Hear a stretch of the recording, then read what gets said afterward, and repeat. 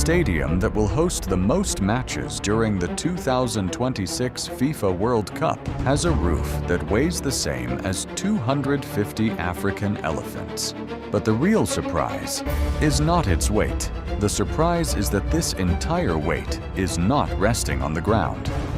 It is suspended in mid-air, and when needed, it opens in just a few minutes and closes again over a stadium that does not have a single column inside it. In 2006, engineers faced a problem that was considered nearly impossible to solve. A roof weighing 1,500 tons, steel arches angled at 30 degrees, and the requirement that the entire roof must open in just a few minutes whenever needed.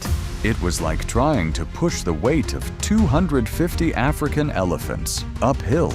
Dozens of engineers were called in. Countless ideas were tested, but every solution failed. Then an invention solved the problem, one that had been created by a butcher 150 years ago.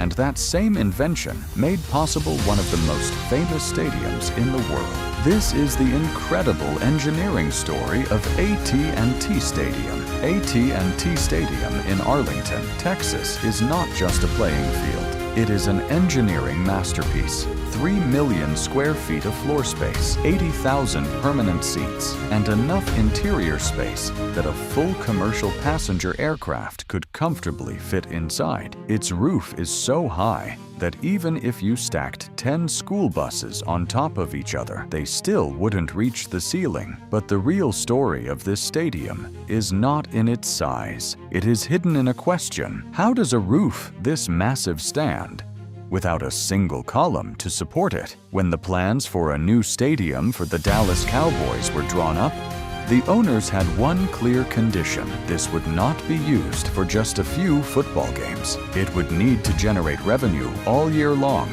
Concerts, boxing, basketball, exhibitions, and major world events. But Texas weather could complicate any plan.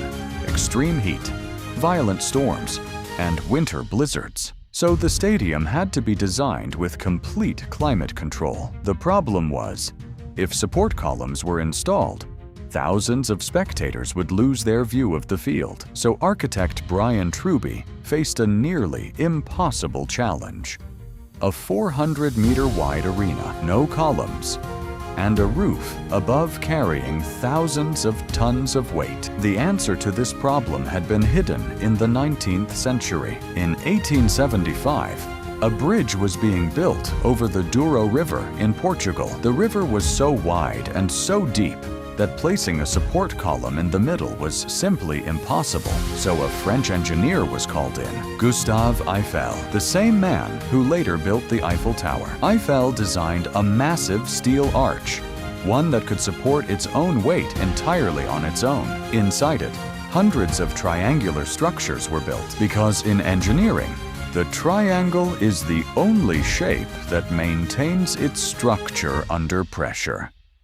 This principle is called the truss system, and this same secret later became the foundation of AT&T Stadium. Engineers built 2 gigantic steel arches, each one 1,400 feet long, 14 feet thick, 35 feet deep, stretching hundreds of meters, without a single intermediate support. These arches transfer the entire weight of the stadium to just 4 massive concrete abutments. Because steel expands in heat and contracts in cold, special expansion joints were installed so the entire stadium could breathe. 8 months later, one of the world's largest freespan roofs was complete, but the real test was still ahead. Now, engineers had to open and close a 1,500-ton roof on arches angled at 30 degrees. If conventional winches were used, their own weight alone would add thousands of additional tons to the load. The slightest imbalance could put the entire structure at risk, and if the steel cable snapped, the consequences could have been catastrophic.